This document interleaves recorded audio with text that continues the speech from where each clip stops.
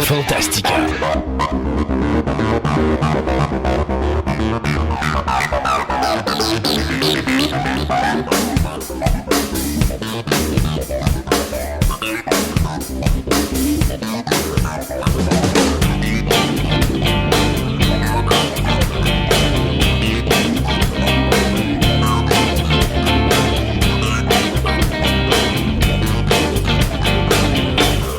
Bienvenue à vous tous à cette version abrégée de l'émission intitulée Fantastica. Mon nom est Christophe Lassens et il me fait grand plaisir de vous accueillir aujourd'hui pour vous présenter une des multiples chroniques réalisées dans le cadre de notre émission radio qui existe depuis 2003.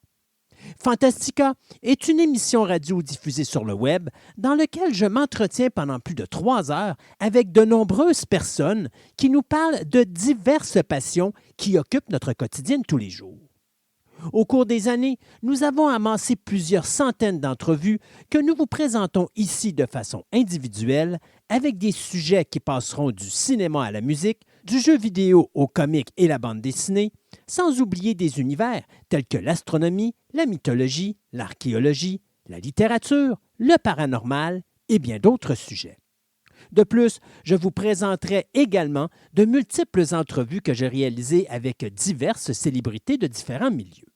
Sébastien Côté est de retour à l'émission aujourd'hui et ce dernier va nous parler de l'univers des MMO, plus spécifiquement ceux qui impliquent joueurs contre joueurs.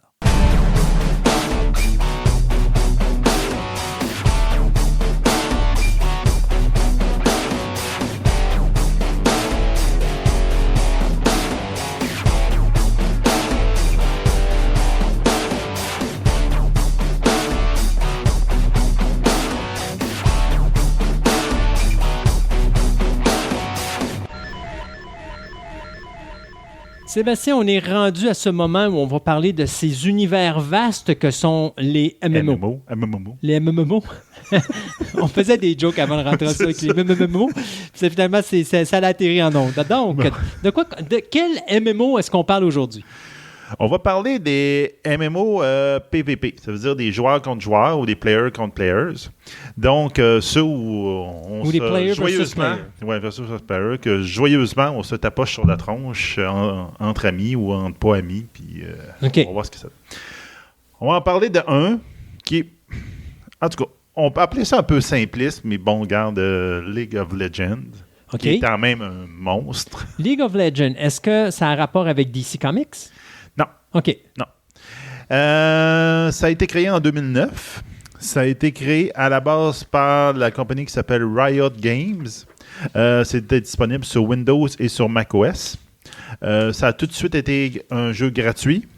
Donc, il se payait lui-même par des microtransactions qui se faisaient dans le jeu lui-même.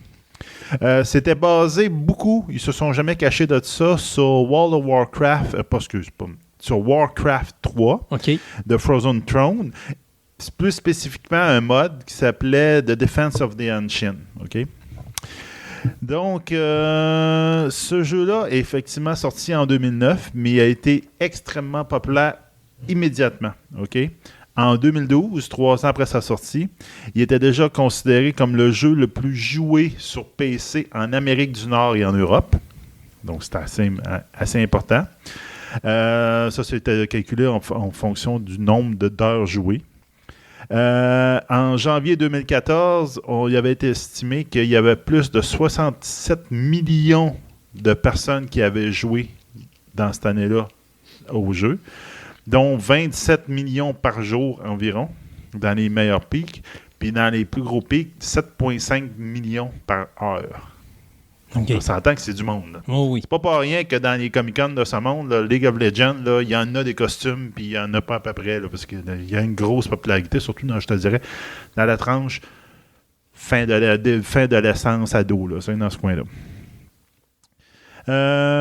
Même que dans cette époque-là aussi, c'était aussi le sujet numéro 1 des chaînes YouTube et des chaînes de Twitch. Donc, un point tel que pour dire comment c'était important ce jeu-là, les Riot Games ont organisé des League Championship Series, donc ils ont formé des ligues de compétition avec la League of Legends. On consistait de 10 équipes par continent, donc une qui était basée à Los Angeles, l'autre à Berlin. Il fallait 10 compagnies, 10 équipes qui venaient de différents pays autour, puis ils compétitionnaient ensemble. Il y avait même d'autres compétitions qui se faisaient en Chine, en Corée, etc. Puis ça finissait au bout de la ligne dans un point culminant qui était le Annual World Championship. Puis en 2016, par exemple, la compétition a été vue par 43 millions de personnes en direct. Et ça accumulait 6 millions de dollars en prix US. OK. Donc, c'est quand même une grosse business. Effectivement. Mais à la base, c'est vraiment du jeu que tu tapes sa tronche. Donc, qu'est-ce que c'est League of Legends? Donc, League of Legends, c'est une game qui consiste à, en fin de compte, 3 modes de combat. Donc, en fin de compte, c'est soit ce qu'ils appellent Summoner Rift, Twister Tree Line ou Howling Abyss. C'est comme 3 modes de combat qui peuvent se faire. Chaque game va durer entre 20 à 60 minutes. Donc, ça peut être quand même relativement long. C'est pas pas rien que votre ado, il dit « Viens manger! Non, je peux pas! Je vais pas là! Va me faire tuer si je viens bien! » C'est ça. Ben là, ça veut dire que là, c'est un point de vécu que je viens de faire. OK, là, ben. t'as fait ça quand t'étais plus jeune? Non, mon ado me fait ça. OK, il fait... Ça jouait pas quand j'étais jeune. Donc, dans toutes ces games-là, ça revient tout le temps à peu près à la même chose. C'est que tu es un personnage qui s'appelle Summoner. C'est comme le conjureur qui conjure des champions pour se battre pour quelque chose. Souvent, toutes les games, quel que soit un des 3 lieux de combat, ça revient souvent à la même chose. C'est que tu as une place qui s'appelle le Rift, qui est comme l'objectif ennemi que tu dois aller détruire. Puis l'ennemi, c'est 3 à 5 champions qui défendent puis qui t'attaquent. Puis toi, tu as 3 à 5 champions qui essaient de défendre ta place à toi puis essayer d'attaquer l'autre. Ça commence tout le temps à 0. Ça veut dire que tes champions sont numéro 1. Puis au fur et à mesure de la partie, ils vont gagner de l'expérience. Ils vont même gagner de l'or en jeu qui va te permettre d'acheter quelque chose pendant la game pour pouvoir essayer d'augmenter tes personnages, etc. Puis au fur et à mesure qu'ils gagnent de l'expérience en tuant d'autres joueurs ou encore en tuant ce qu'ils appellent des minions. En fin de compte, le Rift va produire, je pourrais dire n'importe quoi. Là, il y en a ceux qui connaissent ça, ils vont me dire non, c'est pas ça, puis c'est pas grave. Ils vont pas dire, mettons, des zombies ou des loups, puis ils vont les envoyer contre ton ennemi. Donc, au fur et à mesure que tu es en dessus, tu vas monter de niveau, donc jusqu'à un niveau maximum de 18. Puis à ce moment-là, tu es au maximum, ça va tout débloquer différentes compétences au fur et à mesure de ton champion. Puis quand tu t'as vaincu, puis tu recommences sur une game, tu recommences à 1. OK. C'est pas quelque chose qui est accumulable d'une fois à l'autre. Puis en plus, tu as comme un niveau de summoner qu'au fur et à mesure que tu gagnes ou tu perds des parties, tu joues des parties, tu gagnes des niveaux toi aussi. Puis ça va te permettre d'avoir plus de compétences pour pouvoir faire des sorts pour aider pendant des parties tes champions. Ou encore pour essayer ton champion que tu l'achètes de base, mais quoi, tu dis, moi je suis un summoner de niveau 20, bien là, je lui donne un petit boost de telle affaire dedans, je dépense un peu d'énergie pour pouvoir qu'il soit un peu meilleur. Donc, ces niveaux de summoner-là, ça peut aller jusqu'à un maximum de 30. Puis ça, ça se garde d'une partie à l'autre, etc. Donc, on peut parler vite des parties. Donc, en fin de compte, il y a le Summoner Rift. Donc là, c'est 2 teams de 5 joueurs qui se battent, comme on disait tantôt, qui essayaient de pogner le Rift de l'autre. Les Twisted Tree Line, c'est à peu près la même chose.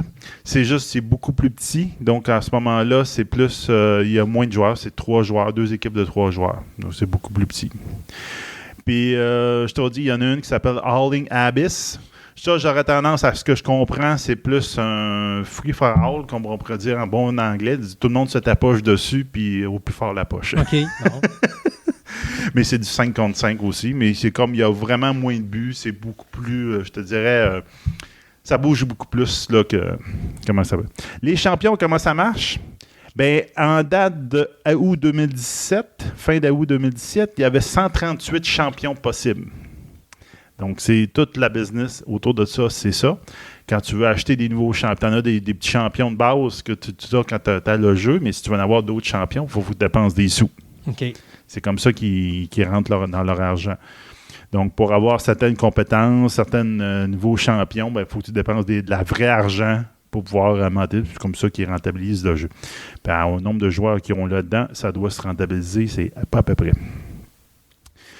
Ces champions-là sont divisés grosso modo en 6 types de héros. Surtout, ça, c'est surtout pour les débutants qui ont divisé ça. Là.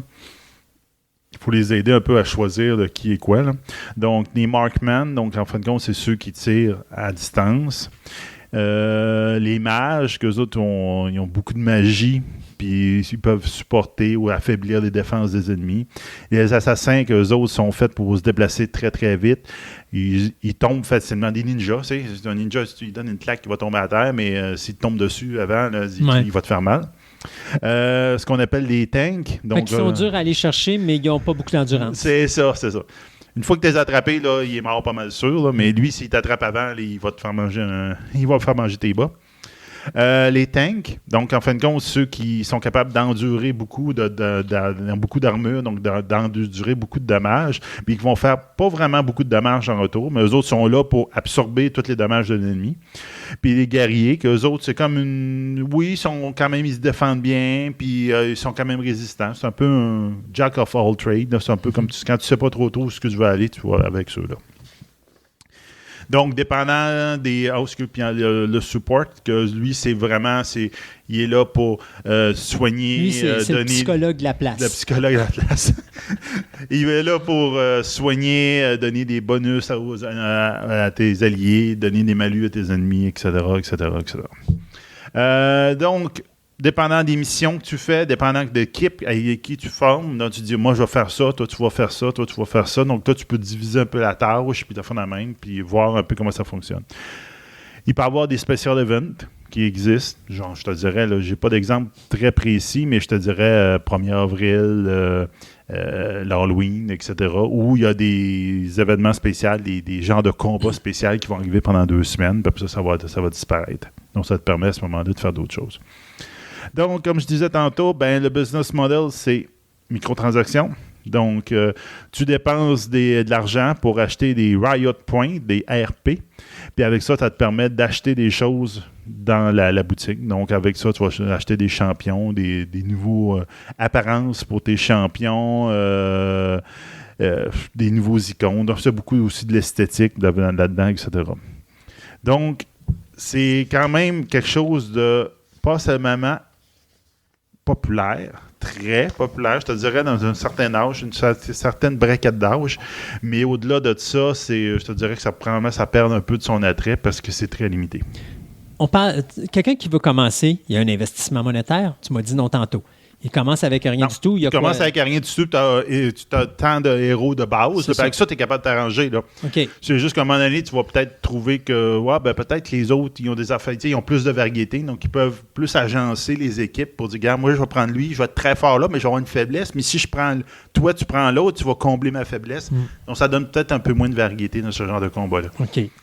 Ça arrivait que mon gars, à un moment donné, il se prenait son argent de poche puis il s'achetait pour 30$ de points là-dedans. Puis nous autres, on était voyons, pourquoi tu fais ça là? Mais bon, regarde.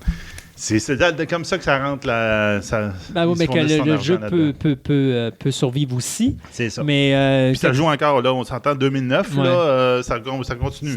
Ça fait 9 ans. Ouais. Quelqu'un qui n'a pas donc d'argent pourrait jouer. Oui, il pourrait jouer direct là, il installe le jeu. Il pourrait continuer comme ça. Y a-tu une façon pour lui, sans avoir à payer pour les extras, de monter son personnage s'il gagne des combos, des choses comme ça, d'acquérir?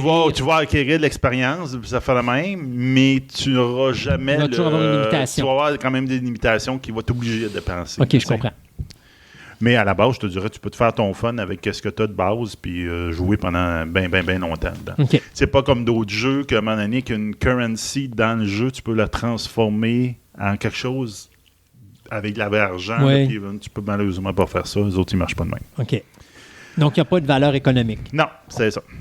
C'est juste du combat, il n'y a pas de gens qui peuvent construire des armes, des choses comme ça. Non, oublie ça. C'est basic. C'est basic. Okay. Là. C'est vraiment, tu te tapoches dedans. C'est bon. Contrairement à un jeu, comme on avait déjà parlé, Wall of Tanks, exact. que les games sont beaucoup plus petites, mais que l'argent que tu gagnes en jeu, tu peux développer tes techs, puis développer d'autres tanks, des équipés de d'autres moteurs, des affaires de la main. Ça, tu n'as complètement pas ça. Là, oublie ça. Un autre jeu dans la même branche, donc c'est Destiny. Oui. Destiny, qui est quand même un jeu qu'on a entendu passablement parler. Il y a une grosse pub autour de ça. Il y a eu Destiny 1, qui est sorti en 2014. Donc, c'est un jeu quand même assez récent. Développé par Bungie, puis publié par Activision. Ça, c'est plus science-fiction fantaisiste. Oui. Ben, pas fantaisiste, mais futuriste. Ouais, c'est ça, c'est ça. C'est de la science-fiction, mais les autres, ils appellent ça, il faudrait que je retrouve le terme qu'ils donnent, ils appellent ça de la science-fiction quasiment fantastique. Tu vas voir un peu le setting. En fin de compte, le setting, grosso modo, de ce jeu-là, c'est que la Terre s'est développée beaucoup. Puis à un moment donné, elle a réussi à coloniser tout le système solaire. Mais ce qui a rempli l'âge d'or de la Terre, des humains. Puis à un moment donné, il y a eu une collapse complet. Puis quand tu dis collapse, c'est l'écrasement de la société au complet, à un tel point que il reste vraiment rien qu'une cité sur la Terre qui existe encore, où il y a encore des humains. Donc, on est sur le bord de l'extinction. Puis là, tu redécouvres pourquoi c'est arrivé. Parce qu'en fin de compte, il y a des créatures qui ont pris comme la Terre en pitié. On peut dire qu'ils ont aidé un petit peu au début de la colonisation. Vous avez une créature extraterrestre. Mais eux autres avaient des ennemis. Puis ces ennemis-là, comme ils les ont retrouvés. Puis c'est eux autres qui sont comme à l'origine de tout le déclin de l'humanité. Okay. Avec quasiment l'extinction de l'humanité. Puis à ce moment-là, tu personnifies des gardiens qui sont là comme s'ils restent dans la dernière cité. Puis nous autres, on est là pour retrouver les aliens qui nous ont aidés parce qu'ils ont comme un peu disparu. Puis en plus d'essayer de défendre la dernière cité humaine. Donc de rester le restant de l'humanité, de garder. Donc ça donne quand même un setting science-fiction intéressant. Malheureusement, justement, quand c'est sorti Destiny, le monde a dit que l'histoire de base n'était pas intéressante, puis elle manquait beaucoup de morceaux, puis c'est ça qui était le point faible du jeu. C'est pour ça que ça a beaucoup fait des grosses critiques au départ. Ce qui est sa force, je te dirais, c'est que c'est sur Destiny 1, donc le premier Destiny, PlayStation 3, PlayStation 4, Xbox 360, Xbox One. OK. Donc, 2 générations, 2 consoles. Donc, c'est quand même assez important.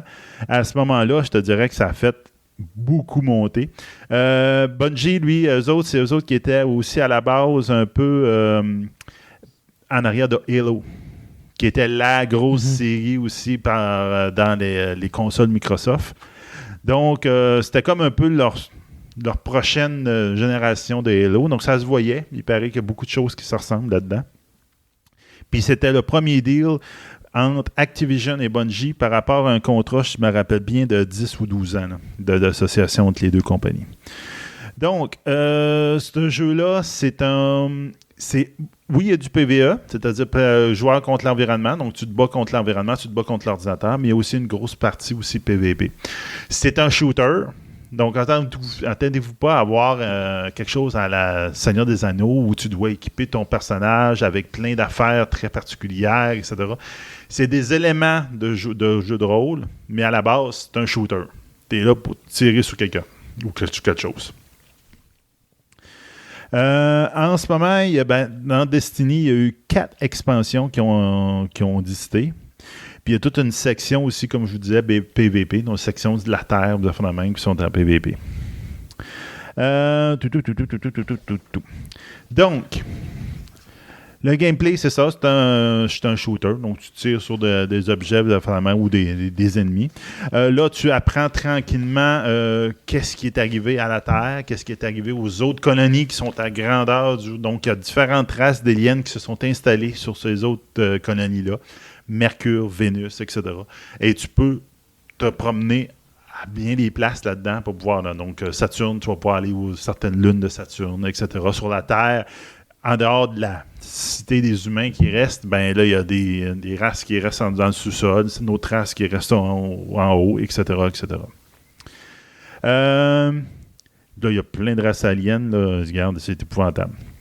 Destiny, tu as 3 classes. Donc, le Hunter, que lui, ça va être plus un Boba Fett. Mettons ça dans l'imagerie du monde. Donc, beaucoup d'agilité, beaucoup de mobilité. Le Warlock, qui va être un genre de mage ou Space Wizard, comme ils appellent eux autres. Donc, beaucoup de capacités offensives, etc., mais pas beaucoup de... Ça prend du temps à se recharger, ces affaires, puis ils ne peuvent pas se défendre beaucoup. Puis le Titan, que lui, c'est vraiment le gars en grosse armure, puis qui est difficile à descendre. Là, il est très, très difficile. Comment ça fonctionne? C'est que tu montes un niveau jusqu'à peu près un niveau 20, grosso modo. À partir de là, tu ne peux plus monter de niveau. Puis là, tous les niveaux supplémentaires que tu vas avoir au-delà de ça, c'est plus ton équipement. Ça va te permettre d'avoir du meilleur équipement, que ça fait le même. Puis là, tu vas voir ce qu'eux autres, dans le premier Destiny, appelaient le light, donc la lumière. Donc, c'est comme l'énergie que les aliens qui ont aidé la Terre, qui est résiduelle, que tu permets d'accumuler. Puis avec ça, tu es capable de devenir plus fort. Donc, ça te permettait, à partir de là, c'est grosso modo, tu montes jusqu'au niveau 20 max à partir, avec de l'expérience. Puis au-delà de ça, ben, c'est ton équipement qui va monter. C'est ta possibilité d'acheter des meilleurs équipements, la possibilité de booster tes équipements plus forts. Donc, c'est un peu, je te dirais que c'est un moyen un peu détourné qu'ils ont trouvé pour être capable de survivre assez longtemps dans ce genre de jeu-là. Parce que malheureusement, un shooter, à un moment donné, t'atteins le bout assez rapidement. C'est un jeu de ce style-là. Donc, tu peux faire des missions, tu peux faire... Il y a une histoire que tu peux suivre au fur et à mesure là-dedans. Tu peux aussi, à un moment donné, décider, je tombe en mode patrouille. Donc, en fin de compte, je me promène où je veux. Un des affaires intéressantes que j'ai beaucoup quand je lisais sur ce jeu-là, il disait qu'il y avait beaucoup de choses cachées. Donc, tu sais, à un moment donné, il y a du monde qui explorait la Terre, il se promenait partout, puis il dit « Oh, il y a une caverne ici. Oh, il y a un ancien complexe en dessous. Oh, il y a quelque chose qui se passe ici. » Donc là, vite, je le dis à mes amis, puis on y va, puis on va voir. Puis ça, c'est des affaires que tranquillement sur Internet, c'est développé, que le monde a dit « Hey, j'ai trouvé telle affaire, telle coordonnée. » Il dit « Allez voir, il y a quelque chose d'intéressant là. » Donc, c'est des affaires qui n'étaient pas détaillées, qui n'étaient pas distribuées publiquement, mais que tranquillement, les joueurs ont trouvé. Sauf malheureusement, ça n'a pas... ils ont eu un petit peu de difficulté avec ça, justement, c'est qu'il y a eu un manque d'intérêt. Tout le mode PVP s'appelle le Crucible. Donc, en fin de compte, tu peux jouer jusqu'à un maximum de 12 joueurs, 6 contre 6, qui peuvent se taper dedans, etc. Donc, ça revient quand même intéressant. Bon, le setting, j'en ai parlé, c'est pas un problème. Je te pose une question. Oui, vas-y. Comment ça marche? Tantôt, tu dis c'est 6 contre 6, mettons. Oui. Comment ça marche pour que les gens, mettons, disons, moi, je suis, mettons, en Allemagne, toi, tu es ici au Québec, puis là, on va faire équipe ensemble. Je ne sais pas, eux autres, comment ils fonctionnent, OK, mais la plupart des jeux ne peuvent que difficilement faire que tu fasses du PVP avec les amis que tu veux. OK? Parce qu'à ce moment-là, c'est plus difficile. OK. Mais disons, mettons, OK, moi, je te connais pas, là. Oui. Puis là, de ce que je comprends, le jeu de la manière qui se marche, si on est 6 contre 6, c'est pas nécessairement parce que je te connais. Non. Mais comment je fais pour savoir que c'est avec toi que je travaille? OK. Ben là, tu vas le savoir quand tu vas arriver dans mon équipe. Là, tu vas le voir, les rouges contre les bleus ou quelque chose de même. Mais qui détermine que je m'en vais dans ton équipe? Souvent, c'est l'ordinateur. OK, c'est bon. Fait que c'est random. Regarde, je vais te prendre un exemple. Wall of Tank, celui que je connais plus parce que j'ai joué avec ça. Ce qu'il va faire, il va dire, OK, toi, tu as tant de jeux, tant de jeux, tu as tel genre de tank. Il va t'arranger pour te faire fitter à peu près en expérience ou en force avec quelqu'un équivalent de l'autre bord. Donc, il fait clic, il match, puis il met 15 contre 15 de même. OK? Quand tu te mets en équipe de 2 ou de 3, là, c'est plus compliqué pour l'ordinateur de faire ça parce que là, tu y imposes quelque chose. Tu dis, moi, je prends, mettons, je donne n'importe quoi, un tank de niveau 10, mon ami a un autre tank de niveau 10, mais là, c'est toi qui viens de jouer avec nous autres, tu as un tank de niveau 3. Alors là, tu viens de complètement mêler l'ordinateur puis il n'est pas capable. Donc, c'est difficile. C'est pour ça que tous ces jeux-là, souvent, PVP, c'est l'ordinateur qui décide des équipes. Tu peux y imposer peut-être 1 ou 2 personnes, là, mais après ça, là, il fait, non, regarde, si tu fais ça, ça peut obliger au fait, parce que tu peux voir l'effet inverse. Moi, je suis un 2, je suis un niveau 2, je suis un niveau 2. Je me mets avec mon chum qui est bien expérimenté, il est niveau 15. Là, l'ordinateur, il va essayer de me faire placer peut-être avec des équipes niveau 5 pour que ça fitte un peu. Ouais. Là, le 12, il va ramasser tout le monde. Puis regarde, il n'y a plus de fun là-dedans. Là, puis l'autre chose qui vient en question, c'est que je suis allemand, je parle allemand. Ouais. Toi, tu parles en français. Oui. Comment on fait pour se parler? Souvent, à un moment donné, tu finis par... Il y a tout le temps des langages qui se développent. Okay. C'est l'anglais, souvent.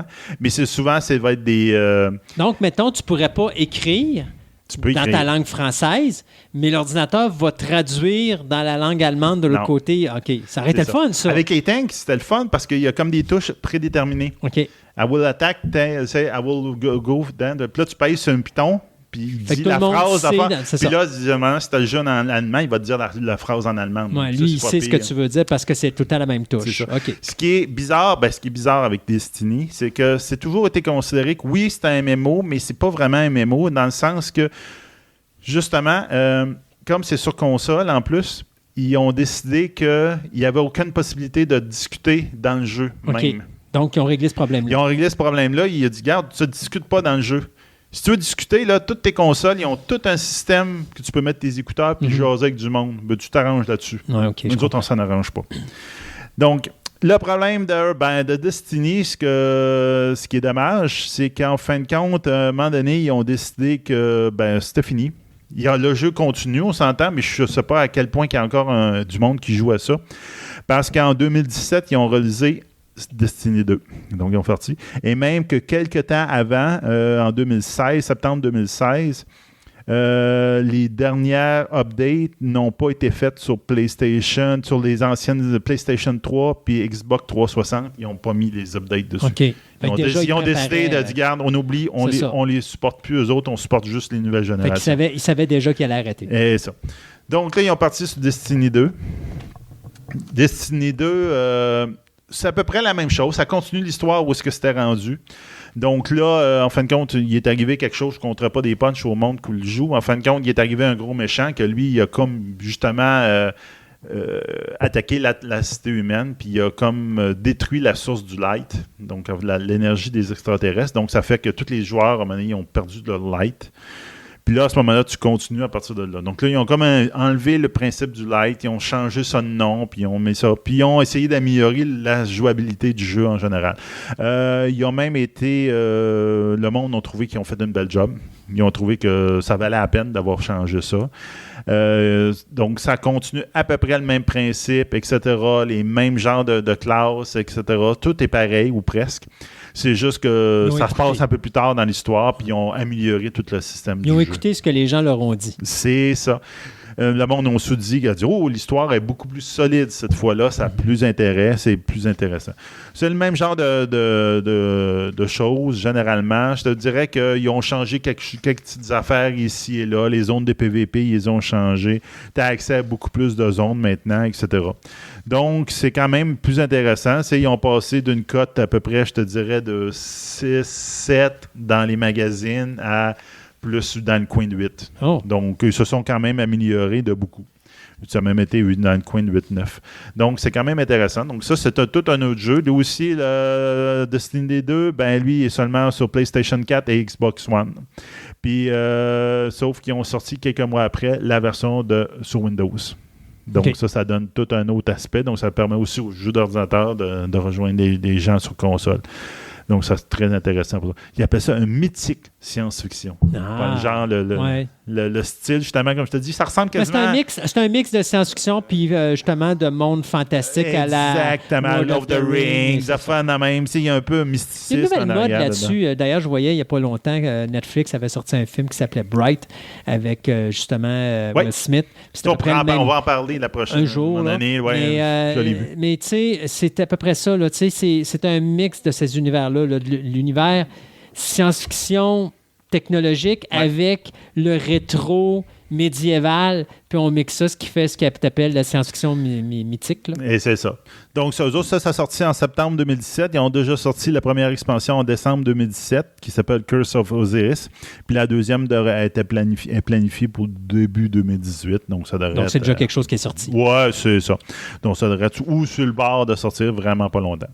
Donc, c'est ça. Donc, ça, c'est encore un autre jeu d'un autre genre. Je te dirais que ça, même si c'est le monde, c'est un shooter. Donc, c'est les gens qui se rappellent des bons vieux Doom, puis des affaires de même, où tu restes sur des Allemands, ben ça ressemble à ça. Ça, tu times sur des aliens. Sébastien? Oui. Merci beaucoup. De rien.